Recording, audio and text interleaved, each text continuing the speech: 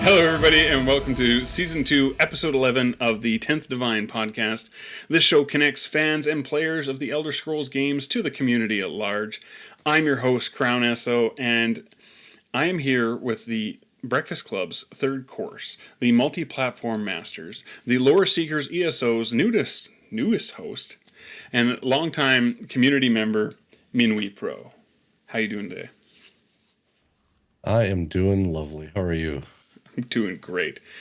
Oh, you know what? I was going to look up what the food suggestion was for a nickname for you in the Discord chat, and I forgot to. Oh no, that sounds very scary. Anything but a loaf of bread, I'm okay with. I just don't want to be linked with Darian or.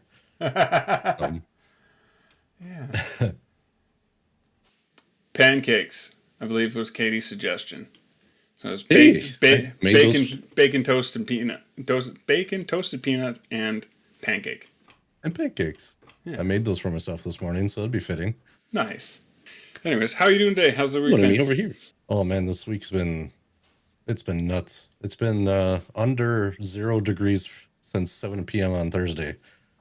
It got down to minus 25 twice. So it's been. Wednesday, I went shopping and I just got a bunch of food thinking I'm not leaving the house with this kind of temperature. No thanks. It's like a real life brittle debuff, you know? Trying to think. 0 Fahrenheit is minus in Celsius. Celsius? Something like that? It is minus 17.7 Celsius. 15. That was close. Yeah.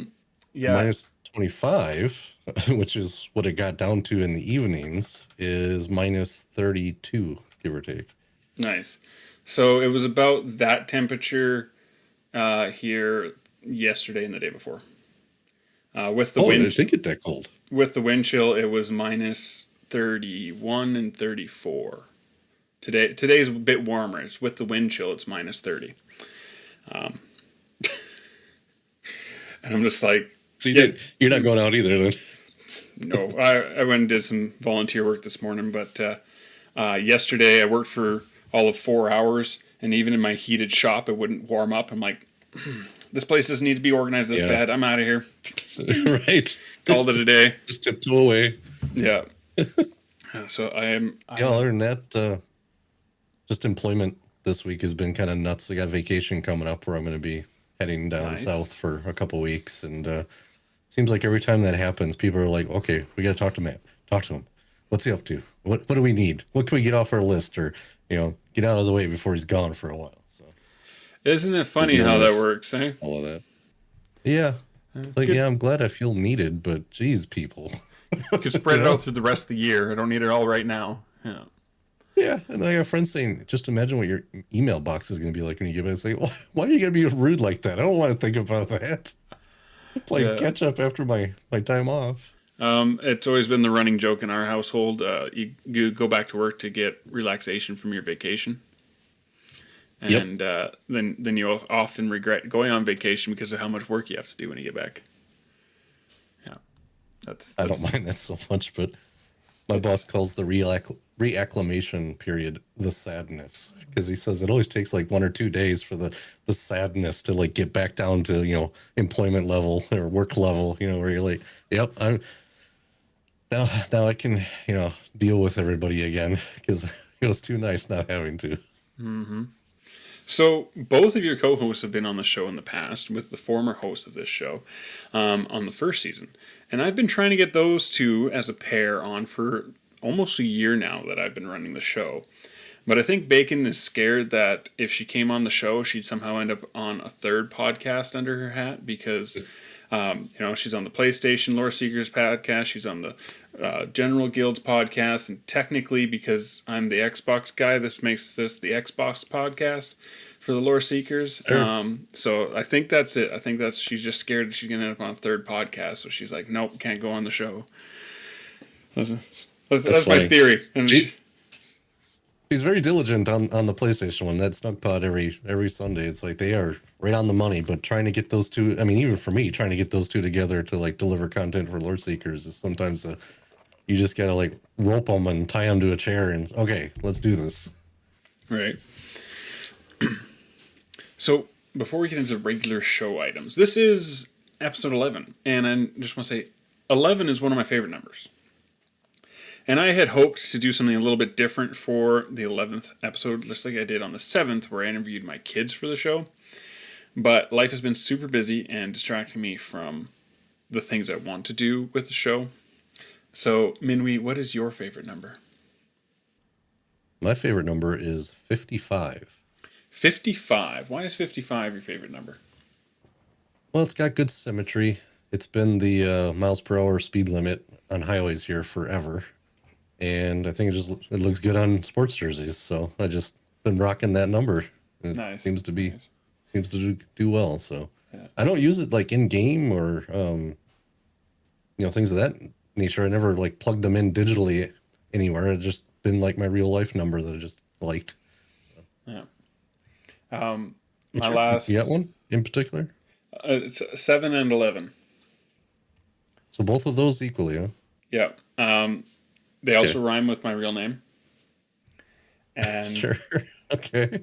So I remember being like maybe 12, 11, 12, somewhere around there, and going to my parents and being like, so my birthday is July 11th. And my parents were like, yep. I was like, so my birthday is 7/11 and you named me Devin?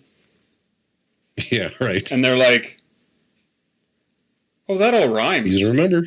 And they're like they had never said my birthday with my name in such a way that made them realize that it all rhymed. Sure. But just out of that, the fact that it all rhymes, it's over time become my favorite numbers. Well, it's easy for your family to remember too. Yeah. When's his birthday? Just think about it for a second. 7/11 day. Everybody gets free Slurpees. It's great. Yeah, I figured you had a few based on stuff we were talking about earlier. I figured it's probably going to be like 7 or 12 would be your two numbers to choose, or maybe 10, just to like the ultimate completion number. Yeah, it's pretty good. So 7 definitely makes a lot of sense. Yeah, and 7 is it's kind of a fun number just in general. But when you get to like, I have my birthday tattooed on my back shoulder. And it's so I did it as the 7 is like an angelic wing with a halo around it, and the 11 are like talons with more like raven-esque, kind of almost demonic looking wings. And it was supposed to just, at the time, it was just about the contrast between good and evil within like my own identity. It was one of the first tattoos I ever got. So at that time in my life, I had never really learnt about like 7 being a biblical number, and then we just did a series at my church on the number 7, and so like listening to all this and like, oh well, I picked the right one on my back to make into the angelic wings, I guess. Yeah, you did. Yeah, I'm like, that's perfect. Yeah, which unironically say that's perfect, but yeah, this is good stuff.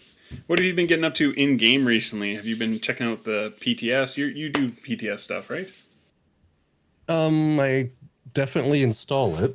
It's just a matter of, do I focus as much attention as a lot of content creators? Like streamers will go in there and they're making builds and testing out, tweaks and number crunching. I do not get that deep. But in general, for the non-PTS, I'll just start with that one, I guess. I just keep up with the endeavors, which are going away in a couple months. So that'll free up a little bit of time. So it's usually like a 5-minute checklist of, which 3 can I knock out quick and then get on with the rest of my day, just as a nice break between like, say, work and some other activities or whatever. Mm-hmm. With New Life, I finished leveling all of the companions. So I have all their perks now. I didn't get a chance to even log on the entire time of New Life Festival. I was so busy with life. I was like looking forward to the new quests, and usually New Life is the event where if I've been kind of slacking, I will get myself back into the habit of... Make up your tickets?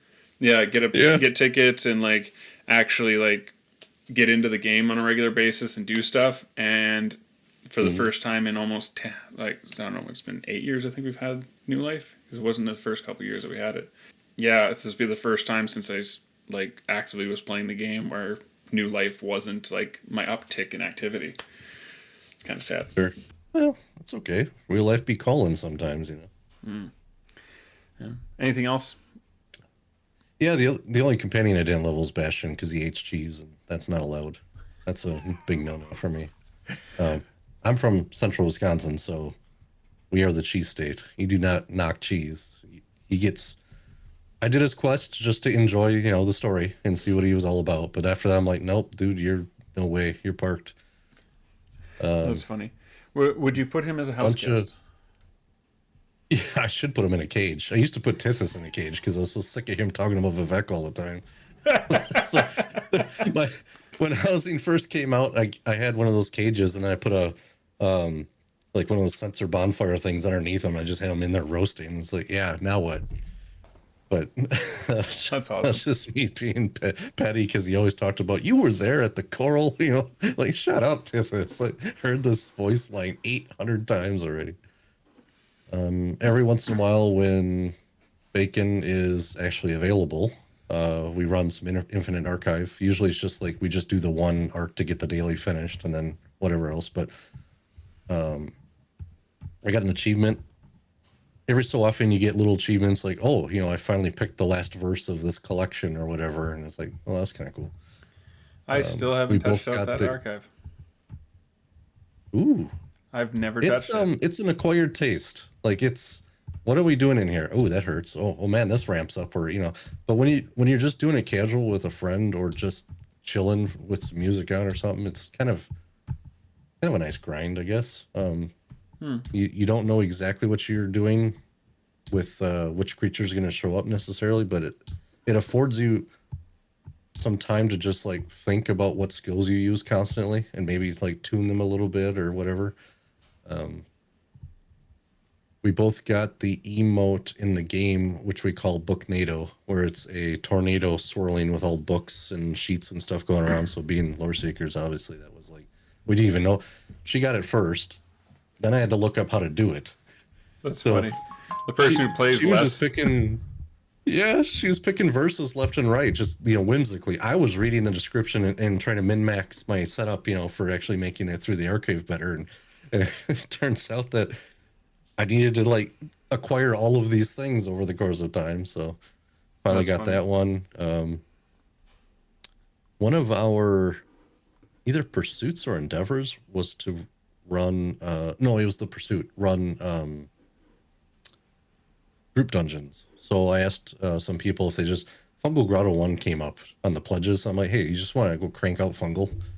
And, you know, I'm to a point now where I could just solo the hard mode on that thing. And I go in there and I'm just crushing through the enemies, waiting for whoever in my party wants to come in at the end just to get the tick kill. Yeah. But an achievement came up, Goblin Slayer, and I didn't even know that was a thing. But if you kill 450 inveterate Fungal Grotto, you get this achievement. So that made me just chuckle, like, okay, I guess base game dungeon and getting a new achievement from it. Yeah, right. That's awesome. And the only other thing is I finished off collecting all the motifs except for one, and that's the one that you have to buy with AP. So I'm just I'm thinking, I don't know, maybe I'll see if they ever show up in drops or something, so I don't have to burn through. It might be in the new ticket system or the new tome system. That's what I was wondering. Yeah, I don't know. Like, if it's a PvP earnable thing, I don't think they're going to make it available for the trade bars. They'll probably keep it with PvP as like, this is your thing, and it gives you a way to convert your AP into gold because they can sell all those motifs for.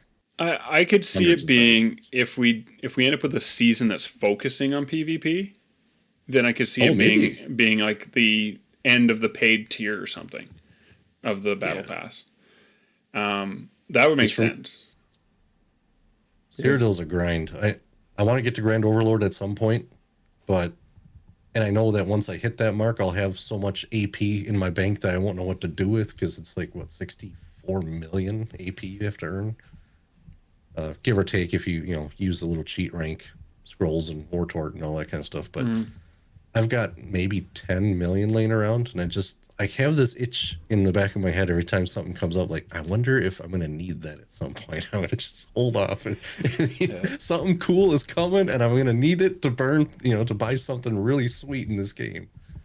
That's funny. I like PvP's never been a big thing on my list. And even like world bosses, for the longest time, I just avoided them because like the first time I went to one, I just got smeared across the floor. Handled. Yeah. And I was like, I don't know. It's like part of me is like scared it's my soul getting ripped out of my body. I don't know. So I just like avoided it. It's an awesome zone, but yeah, you do have to take precautions when you go in there. That is for sure. It's interesting that you bring up that idea of how guarded certain people feel, and then other people just don't even care, and they just fully go Leroy Jenkins on it. And I had this discussion about the brotherhood, and how do you reconcile killing an NPC, for example, for your own gain? And I just looked at him and said, he's going to be back in 5 minutes. It doesn't bother me one bit.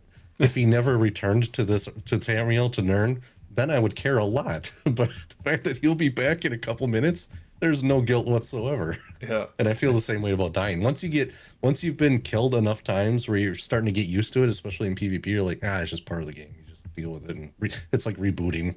Yeah. It's funny you mentioned that because like in the old single player games, if you killed the wrong person, it just like end a quest or the whole game would be destroys crashed. Because they didn't protect them.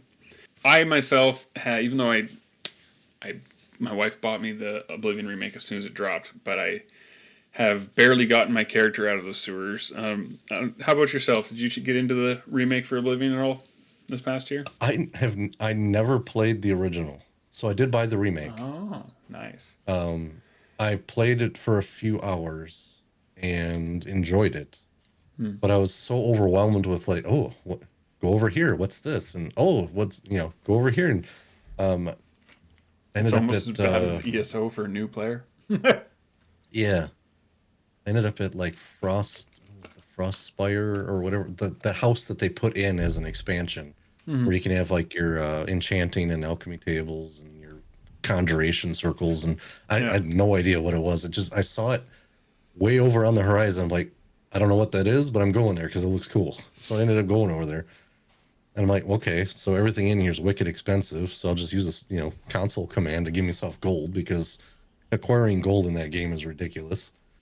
Can be. Yeah, that's real. I've done a fair amount of non-questing, just in looking around and seeing what's available. But the inventory encumbrance grind is just, man, it hurts. And it hurts bad. Yeah, so, I agree with that. I've been told, go do the gates now while you're lower level. Otherwise, you're going to regret it. Because their response scales to your level. Yeah, right. Okay. Yeah. That's pretty much where I shelved it for a moment at that time. And then now it's a year? Has it been 2 years already? No, it'll be a year here in the spring. It came out this last spring? Mm-hmm. Okay, I don't feel so bad then. I thought it was already a year past that. So no, I would cry. That makes me feel way better. Yeah. Okay, because I did the same thing with Starfield. I did the same thing with Starfield. Brian did a lot of it. I did not even touch the multiverse type thing. I put it on suspend, and I went and did some other stuff.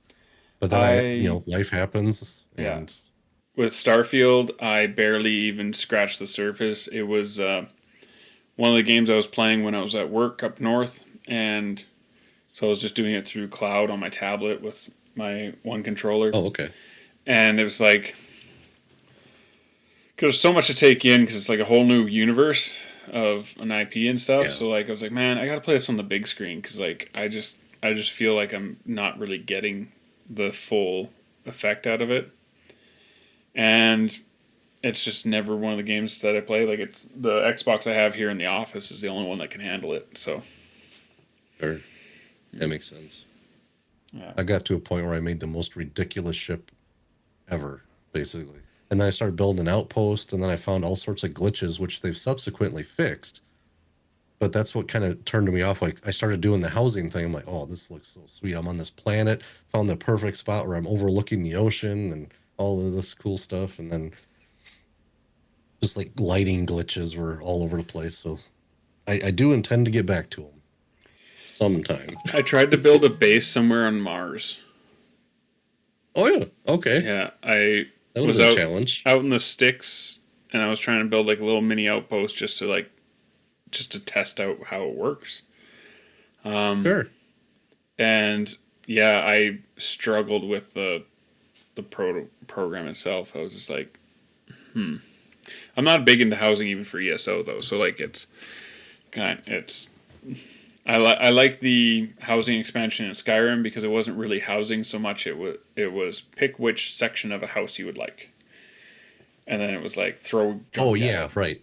Right. Add some rooms in, and then yeah, exactly. Yeah.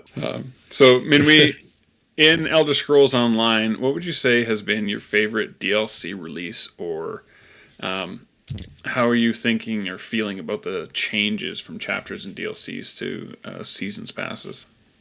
Oh man, that's a big one. Start with your favorite thing we've had so far. Yeah, I think the Elsewhere drop was probably Northern Elsewhere specifically. Southern was fine, but it's just one thing after another out there that wants to kill you. Northern, you could actually go around and enjoy a little bit, and it's my favorite. Well, I love like the Khajiit race, so it's to see more of that stuff was really quite cool. And then the introduction with the dragons, the lead up to that, all of the story arc of involving those dragons, and we get to go to the moon, all that stuff was going on. It just, everything in there was great. Medieval space adventure, let's go. Yeah, right. Seasons, I have mixed feelings. I mean, the game's been going steadily into like low quest content mode for the last couple of years. You could see it with the writing where you still get nice, fun stories, but they're over fairly quick. Like you look at Greymore, Somerset, Elsewhere, those were like, and obviously Morrowind. They say that it took them 18 months per chapter basically to write all the stuff, and it kind of showed in that content drop. Where recently seems like they've been squeezing them tighter and tighter and tighter so they can get to other things as well, and that's fine. I mean, that's their business. Get to what you can. That's the only thing that kind of depresses me a little bit about the season. It's just that what I get in there for is, all right, I'm going to set aside like 3 hours. No one's going to talk to me. I'm just going to melt myself into this, story arc for a while. And now it's like you do that and you're suddenly like, okay, I guess that side's done. Everything gets a nice bow really fast. Like a half hour goes by and you're like, well, that whole arc is over. And I can shelve it and come back to, a different area. I've definitely enjoyed some of even the Worm Cult with Solstice. There's a lot of neat things, especially with the lore.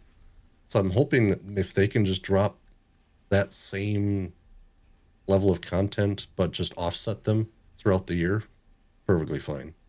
It wouldn't faze me really much, but I'm also looking forward to if the content like that does wane a little bit, then it will free up some time to get back to other games like Oblivion, for example, that I've shelved. Yeah. Being part of the content team with Bacon and Peanut, it's kind of like, okay, we have an obligation to check out what's in the game, try to keep it fresh, try to keep it relatable, enjoy it with the community. But if that much of it starts to decrease, then that will free up some time where we don't have to focus as hard on that area anymore, because then I can do other things. Is there anything in particular of what you've been looking at for the seasons that you're like, yes, I'm excited for that? I'm kind of scared for the update to the Warden class because I barely understand my Warden as it is. Yeah. So I'm like, oh, I'm just getting used to that, and they're going to make changes. My tank is a Warden, so that'll be interesting.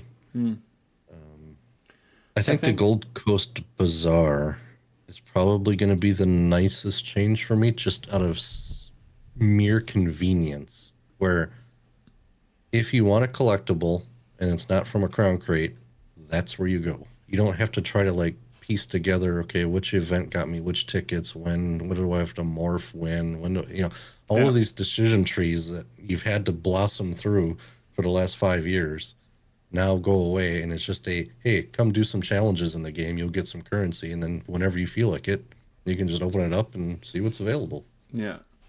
I think I like the way it sounds. I like the way that they're melding things together to like streamline it for everybody.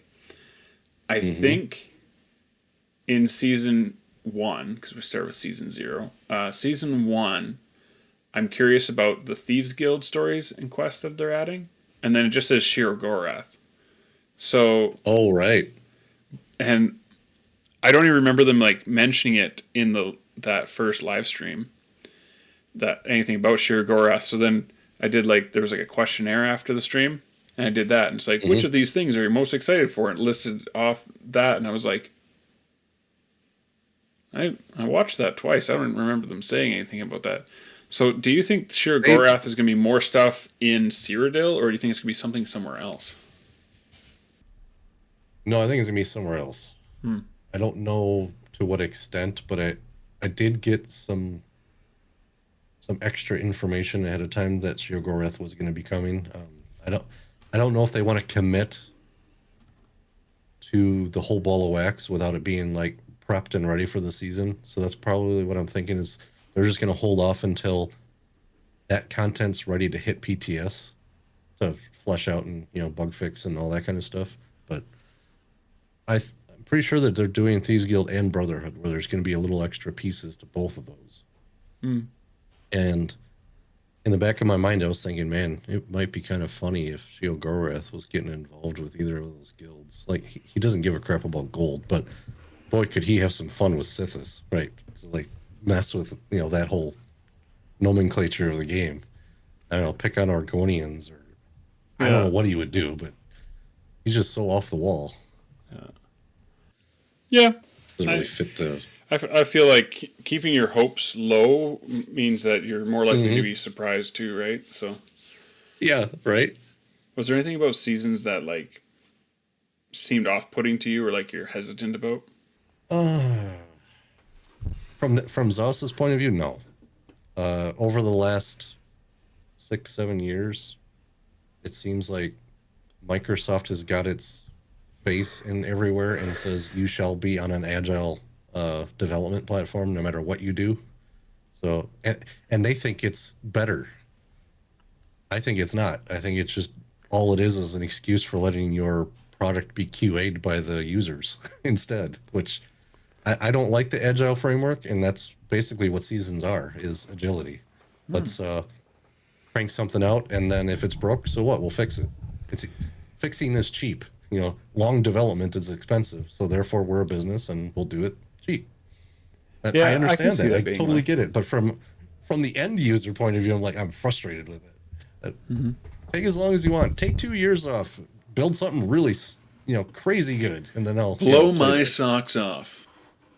Exactly. That's why I'm worried about seasons. Yeah. It's a good concept to get little pieces of content out, but I'm also worried that they're going to bite off more than they can chew, and then we're just going to end up being the QA for them.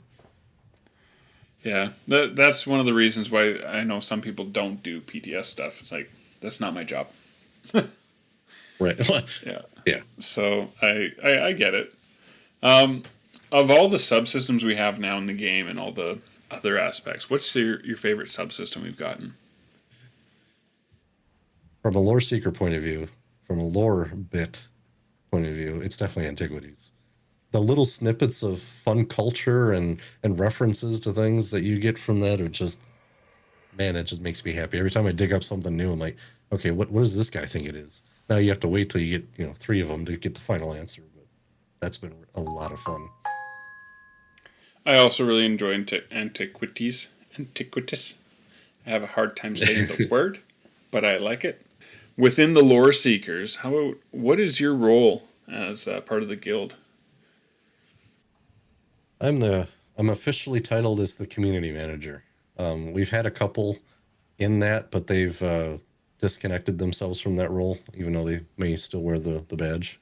Kind of like the shepherd of the community, where I take care of like housekeeping or some of the technology stacks of certain things that need to happen to facilitate whatever. We've been through several things. We've got a couple bots that are useful within the Discord community, so I hook those up, manage those. All the roles for doing different things. Found ways to like facilitate events and kind of clean up and the presentation to make everyone's life a little nicer. Handle applications, handle help tickets when they some stuff comes up. So yeah, I've been doing that I joined them 7.5 years already. It was the middle of May 2018 is when I joined. It was like 2 months. A month after they opened the gates, basically. I think there was a Elder Scrolls article that hit, and I'm like, you know what? That sounds like something I'd enjoy. So, so with Loreseekers being a multi-platform guild, how many platforms are you on? I personally am on mainly PCNA.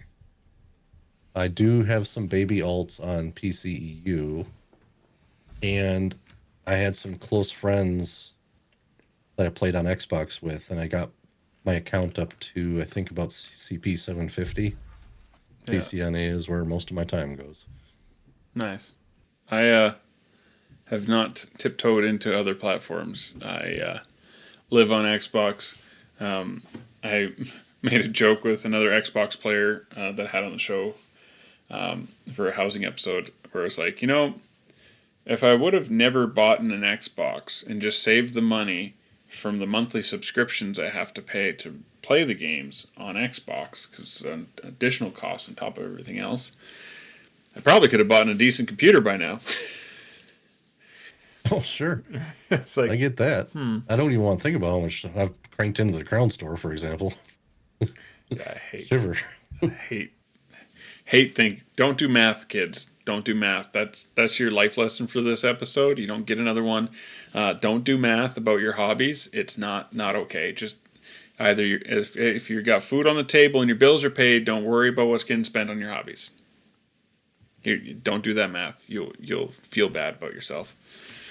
So, anyway, you've been in like a leadership position for some time and working with the guild and stuff. Is there any tips you would have for somebody who's new to such a role or looking to take on more responsibilities within a guild? What is Welcome to Management 101?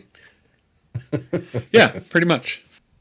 I'm also a manager in my vocation too, so I think it translates nicely if you can keep these things, some stuff in mind. Like big one is understanding that not everyone thinks the same way you do. Try to understand that people don't act like you. Understand that people have different values than you do. I guess maybe that's step one. My second tip would be you can tolerate people without necessarily having to approve of their actions. Like you can, as long as they're not like violating procedures or content that you've got set up or guardrails or whatever. You don't have to like voice an opinion of opposition every time somebody irritates you or has something that you're very contentious about. You can just let it go and not ruffle feathers. That guardrail for yourself, as long as you're holding your leadership's ideals as the focus to make sure nobody gets out of hand, so to speak. I think those are some big tips. Is when you're dealing with people in that kind of a capacity where you're relying on everyone to have a good relationship or a cordial relationship, and you're trying to foster that, then some of those are the things that you should keep in mind when you're dealing with people of all walks of life. That somebody that you're dealing with might just have a really bad day, because we all have some of those bad days. So take what you're seeing as not necessarily repetitive behavior, but just try to correct things as they come up. Celebrate people that are having good moments. One of the reasons why, like in Loreseekers, for example, we've got a very extensive code of conduct. It's kind of lays out the be a good human and try to try to pair yourself with others. You may not agree on everything. You may not find all the same values, but you both obviously you're coming into this community because you like the game and you like the community aspect. Hopefully, you like the lore of it. Those are some binding moments to get you started in your walk together. So don't sweat the small stuff. I guess that'd be my big tip. I think that's great, and it kind of ties into how I'm going to like segue us a little bit here when it comes to getting along with other people and not necessarily always getting along with other people. How is it that you became the third member of the Loreseekers podcast tribunal? Is that just a natural progression from how much work you're doing behind the scenes in the guild? They're like, hey, guess what? You've worked your way up to the top of the mountain. Here's a microphone. Yeah, right. Well, we're not, contrary to some people's opinions, we are not the tribunal. I will not, I will not relegate myself to any one of those personas, especially not Silthasil. But for a long, long time, maybe like as I got more acquainted with, say, the original podcasters, Jibs and Cash, I'd give them little feedback items like, what if we did this, or what if we did that, or help them out with, I know how to do this, and here's some instructions, or basically like all the back end stuff that nobody really deals with or nobody knows about unless you actually run a management of some sort. So for a while there, it was kind of a give and take, and then as more technology got brought in, more people came online with ideas on stuff that they would like to try out, either in game or out of game. I just started helping out in a more official capacity where I was, given permissions to do certain managerial tasks within the guild. So I was an event leader for a while. Got special stuff in Discord to try to help out with some of the setup and the frameworks of like how do channels work, how do categories work. Can there be bots to do certain things, or to help out with managerial type duties, or how do we enroll people, and what's the best way to communicate X, Y, and Z to different people. So all of those things over time snowballed to a point where it's like, what, the people who were the guild leaders that took over for Jobs and Cash, basically as those progressions and those passings of the torches took place one after another, I was really the mainstay of the who was running the server for Discord, who was in, trying to work with and communicate to make sure all of our platforms are operational and people are doing things. And just kind of made sense that as my real life afforded more time now that I could do that. I was distracted for a few years with certain family members and their health issues. So once all of that finished, basically, now I could focus more on stuff. And then they asked me to join them on air, and I said, all right, I guess I'm always in, chat with them and helping moderate and stuff anyway. So why not just put my face in there and see if people hate me, and then I'll leave if that's the case. I love that. It's like, well, they came to me and I said, yes, let's put my face on that. And if they don't like my face, I can go away. I like that. That's a great way. Yeah, well, anybody who wants to get into podcasting, that's the best way to try to mindset yourself. Well, I'm going to put my face out there and see if anybody cares. I like it. Sure. Yeah, that's good. What would you say as far as like, from your perspective, what's the dynamic between Bacon and Peanut and yourself? Or like, what is it that you bring to the conversation that's maybe a unique point from the other two hosts? Compared to those two, I am the sane pragmatist of the bunch. And I have a photographic memory. Which Bacon specifically will take advantage of as long as she can, or as often as she can. You've got the wild-eyed dreamer. You've got the crazy off-the-wall, propaganda machine, and then you've got okay, now let's bring it back and try to think of this in terms of reality, and what can actually happen. I love that. Maybe I'll think of lore things that it forces you into this box because, well, in lore, this is what happens. So we can't go there. So, Oh, is there any other hobbies or fun facts about yourself you want to share with the community at large about? oh, sure. Yeah. Yeah, because it's technical stuff is really, I'm always been really hardcore on technical things. Been photoshopping a lot over the last few years and getting kind of better at that. As you know, you could see like what's on behind me, for example, just putting together our logo, which is there. I've been doing banners and icons and, you know, GIFs and, you know, all the things for like, I guess, face level material. Outside of all of that, just in general, who am I? I guess Christian is foremost. Christian life is like the most important thing to me. After that, I've got a very hardcore love of nature, love hiking, camping. As my age crawls on, I've learned to kind of just hang it up and go with glamping. So I bought an RV trailer, and the last 5 years, both camping and the migration over to trailer, I was in a hailstorm. Each of those, you know, vacation. So it confirmed That's to me fun. of, okay, I'm so sick of humidity and getting hailed on. I'm getting a trailer, and you know, I wanted something with walls and a roof so that we didn't have to, you know, worry about getting hailed on. Yeah.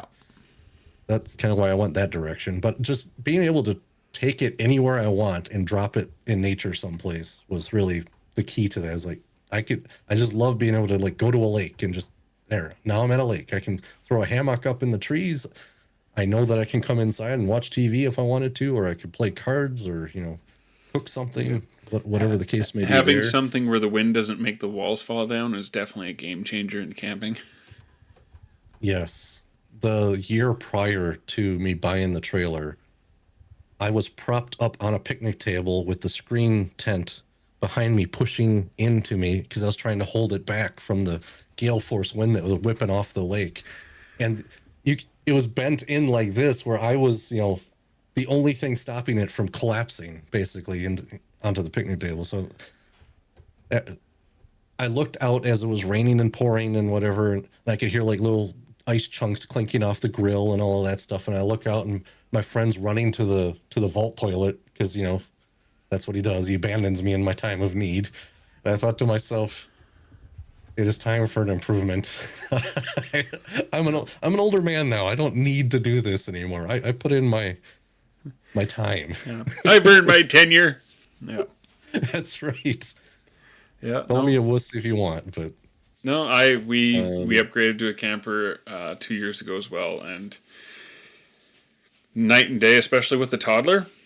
Not being in a tent with a toddler, yes. That is so much more fun than being in a tent with a toddler. Right. All right. You actually have like a firm cushion someplace to put the kid, or nice area to change where you're not like on top of everybody's beds or suitcases or whatever. Yeah, Yep. Absolutely. Hey, folks. This is the break portion here, and slide things around a little bit. I hope the new year is being filled with more joy than worry for all of you. And if it's not, I do pray that things are improved for you soon. I'm looking for members of the Elder Scrolls community to bring onto the show and interview. So even if you've been on the show in the past with the old hosts, or if you've never really stretched out into the general community, like maybe you've just started streaming the game, maybe you've just started making content for Elder Scrolls Online, I would love for you to reach out to me on the show. You can email me at the 10th Divine Podcast at gmail.com. It's just 10th Divine Podcast, not the word the, at gmail.com. You can hit us up on socials for the show as well. I'd love to get some things scheduled. I would love to see some new people and meet some new people, because I have my little bubble of people I hang out with in the Elder Scrolls community, and I'd like to reach out further than that to see who we can get on thing. You don't even have to be a content creator. Maybe you just like the games and you just want to expand your friend group. You know, we have a couple people that were on earlier this season of the show that they don't really make content outside of the games, but they love doing housing, and they came and shared their housing stories from the different consoles. So that could be a place for you to do that, is here on the show with me. Minwee, are you ready for some For Funsies questions? Yeah, bring them on. What you got for funds? For Funsies questions, I have: which faction do you call home in Elder Scrolls Online? Here we go with the alliances. What's your alliance, sir? Yeah. Here we go, provoking the bear everywhere. Hey, the First, former host of this show only ever asks about the one that's behind my head here, and everything else was wrong. Right? So allow me to first give the qualifier of faction rift is a real thing. They all bring something great to the game. I choose the Elmeri Dominion. Why? Because the Loreseekers chose the Elmeri Dominion. And I'm perfectly happy with that because Razumdar. Enough said. My favorite part about the first season of this show with the previous hosts was how so many people were not AD that they interviewed. Yeah, I think all of Europe is Covenant. It seems like it. I get it, but Razumdar's just, he brings it home. I'm like, okay, if you want to support the Queen, I'll support the Queen because I main a Khajiit as well. So, like, my brother. Nice. So, what's your favorite quest? You know, there's like 8 billion quests in this game. Yeah, right? But everybody's got one quest that they like to talk about more than anything else. I think I have to cheat a little bit. There's not much opportunity for that, so go hard. Yeah. My favorite character in all of Elder Scrolls, online at least, is Zamorak from Northern Elsewhere. Okay. A lot of people don't remember him. A lot of people don't focus on him because he's just kind of like the tangential part of the main story. But he's called the Hand of the Queen. He's like the martial artist, mobster boss, kind of like he runs the hit squad for anybody who would dare oppose the true queen. And when the second that I met him, and the voice actor's delivering his lines real smooth, he's got this real ultra chill, like Zen kind of quality to him. He's a complete baddie when it comes to like the martial arts and his practicing of the different I forgot what they call them. There's Gout Fang, and then there's Desert Wind, and there, all of those practices or styles that go on, and him discussing all of that stuff. I'm like, man, this cat is just so cool. So I really enjoyed the Northern Elsewhere storyline, where I got to deal with him and go through all of the questing with him and lead up to the restoration of a queen. Right behind that, though, is the Somerset story, because it has everything that makes this game cool. It's got Razumdar, of course. It's got both magical and martial influences. It's got a lot of Daedric Prince activity going on. And just the sheer amount of history drops with all of the Altmer factions, like the Sijiks, the Sapiarchs, etc., that ties in with the Mages Guild, with Shalador, and some of that back history. It's just like, if you're looking for one spot to like really pluck at everything in this game, the Somerset Zone story is where to go. But it doesn't have that it character like Northern Elsewhere did for me. So that's why I bond with it so heavily. Huh? That's okay. I like that answer. That's good. Now, a little bit more funsy. If you could bring a race or creature from Nirn to Earth, what would it be? Oh, absolutely, it'd be the Khajiit race. If I could wake up and my best buddy is sitting next to me and it's an Elfique, oh my goodness. What do you want me to make you? Just roll on with life. That would be the best thing ever. Like, have Azabian, Fazez, and Serene, and all those Elfiques that we get to talk with, and they poke fun at life. I love that. So I would definitely bring the Khajiit. How do you think the lunar lattice would work for them on Earth, since we only have one moon? Oof. Yeah, they'd have to. I mean, the whole, they've got their part of the monomyth. We've got our creation. How do you bring that over, right? That's definitely going to have to be something special. Can you imagine we've got the moon. They understand that, just one. We don't have, it wouldn't control first ox, obviously, because how would we get the variances of the Khajiit without multiple moons? Unless we took, I don't know, Mars and Jupiter and, dial in a whole bunch of other moons that we got available. Yeah, it would probably blow their mind with how much we know or have found out in our own, universe. Yeah. It would be like, really? That's the way it happens? That sun isn't just like some magician back there shining bright? I think it would blow their mind. Right. The sun's not a hole in the sky. It's a ball. I like They'd be balls. wondering how much skooma they had that morning, All right. If you could reverse that and take something from Earth and bring it into Nirn, what would that look like? Oh, that's a fun question. Oh man, Anything what's from Nirn Earth. lacking? Plumbing is a common answer, and pizza's been a good one. The Ulmers got plumbing. Dwemer had plumbing. Let's see, man, what would be good? Now, this is far-fetched, but you bring plumbing up. I've never seen a toilet. That's How why do it people gets take brought care up. of their business, right? But I think one of my kids said they'd take Magic the Gathering there. why not? Hey, I've still got like thousands of cards laying around. All my friends have, grown out of it, but I only came into it 2 years ago. oh man, you're in for a ride then. Yeah. It might sound like a cop out because of my, religious background and taste, but we've got so much historical culture. And in the Elder Scrolls universe, we have some. Focus on cultures of Earth, you can see all the propagation into the Elder Scrolls universe. Like, I'll watch a documentary on, I don't know, we're in India today, and here's, whatever building or whatever. I'll suddenly see something going, wait a minute, I saw that in the Elder Scrolls. Yeah. They took that from their culture, twisted it a little bit, and stuck it in there, right? And I've seen that more and more and more as I get older. I'll see, like, that's a Mesoamerican influence for, Argonian stuff, for example. Or this is a Southeast Asian, cultural thing that they brought in. It's really cool that we have those cultures in the Elder Scrolls universe, but they don't seem to go back very far. Where with Earth's, creation propagation, you've got all of these forks and all these continent. Well, they don't have degrees of separation except for the realms that Bethesda won't let them go to, like Akavir or Pianania or Atmora. Those are like, no, leave them as mysteries.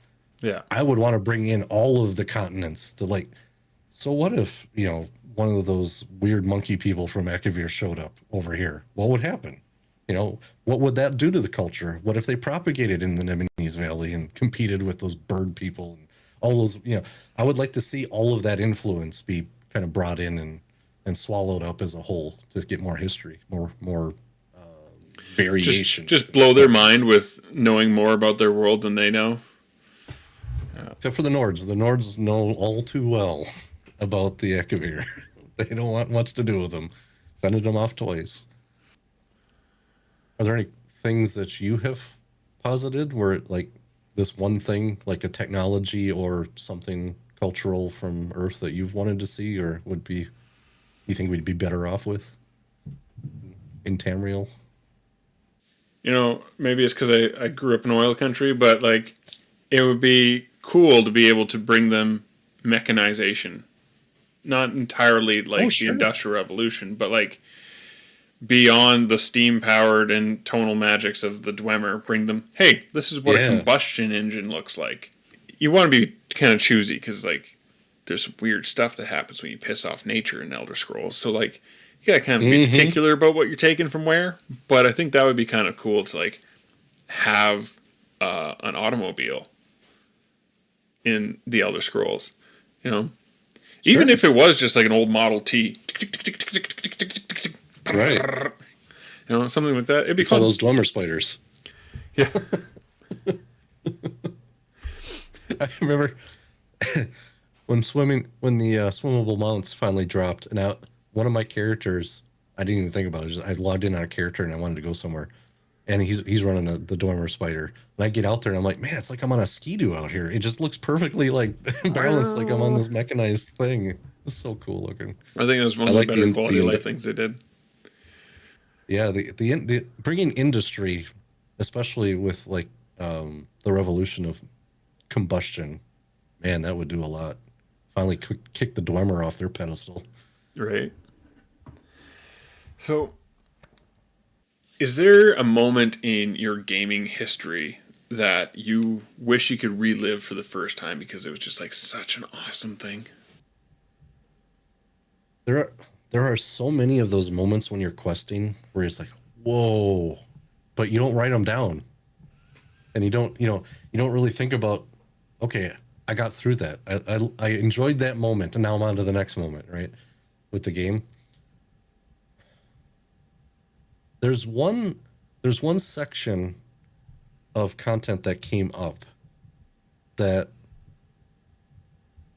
I've been waiting to get back to on an alt, and it's going to take a while to get there, but it's from the Reach. I remember walking, and if for anyone listening and you haven't done the Reach, spoiler warning, I'm going to say stuff that just tune me out, fast forward, whatever. But skip ahead. You walk in to where the Namira's heart was beating.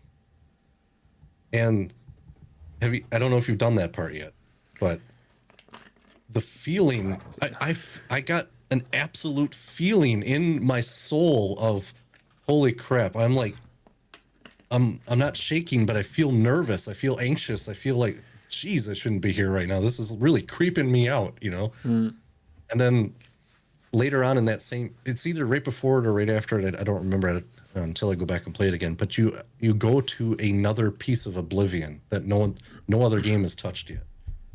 Okay. The Sundered Land is where you end up going through your quest. It brings you into there at some point. Mm-hmm. And for some reason, I thought it was more green, but it's kind of bluish. But it's one of those same feels where you're like, man, this is really creepy. You get like a feel for all these void creatures and stuff, and they're all like their essences are all kind of green. I don't know what it is about that particular spot, but especially the Dark Heart when you get into that room, and I think it's like as you're doing stuff, it lowers a little bit. But man, there's just the vibe that part of the quest gives off. Just really, it just really hit me hard. That's good. I'm gonna have to. I have not done that one. I brought stuff up on the wiki. I'm like, yep, nope, definitely haven't touched that. So I'll have to keep an eye out for it. When you get to Reach, I highly recommend you dedicate some serious. Okay, everybody else just leave me be for a little bit. I'm gonna really sit back and enjoy this. So, what's your favorite time of year? Yeah, IRL. Oh, fall, definitely. Enjoy nature and comfy clothing without sweating and without bugs. That's ideal for me. Like, I will drive to a spot in the national forest, like 50,000 acre. I mean, that's nothing for Canada, I know, but a 50,000 acre stretch of land. You struggle to even hear another human, which is beautiful. But you could just park at a spot, go walking in a direction. You don't even care where you're headed. Just the crunch of the leaves, the colors, no bugs, perfect temperature. Just everything is no smog in the air or that kind of stuff. Everything is just pleasant and crisp and lovely. So that's what I get for fall. I got two more quick questions for you. Okay. What is your favorite in-game location? Westfield. Westfield? I haven't actually spent any time in Westfield. But that makes sense. Well, like Leaves were the whole thing. Leaves were the whole thing with the pre-release stuff on that one. So that makes sense. Yeah.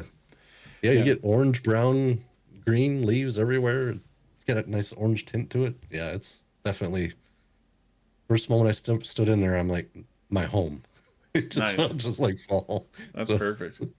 Have you ever had a moment in a game where you look back and you're like, man, that was the least enjoyable thing I've ever done in a video game?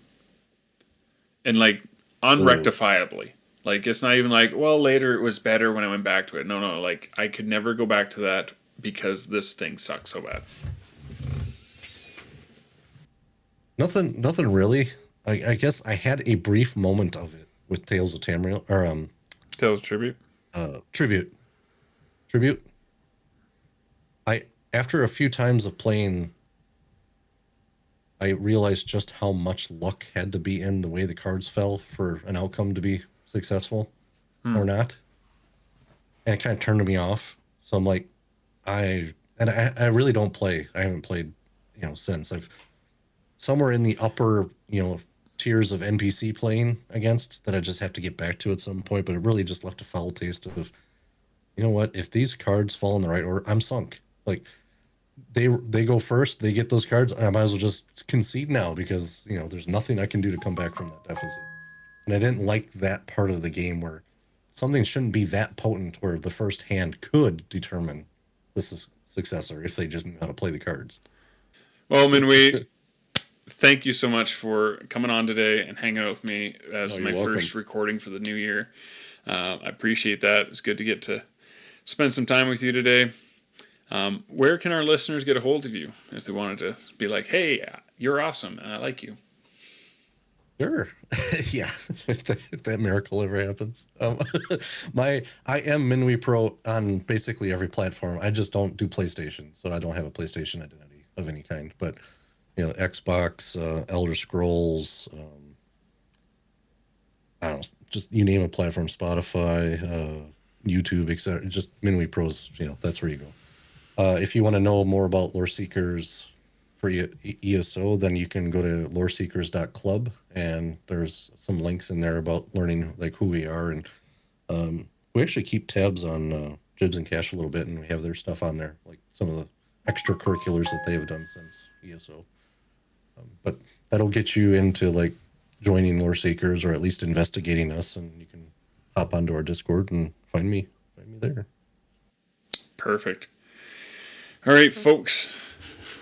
I just want to say thank you guys for tuning into the show.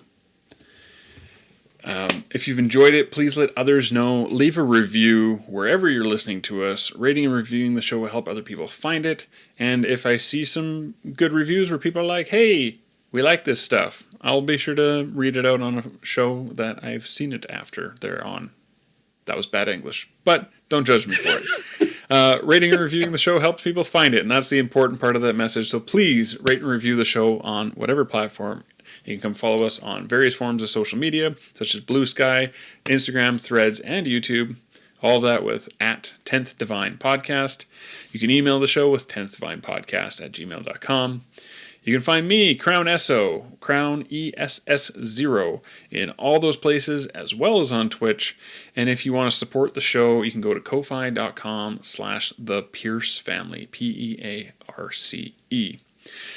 We'll be back in, hopefully, a fortnight with another lovely chat about Elder Scrolls. Tot ziens.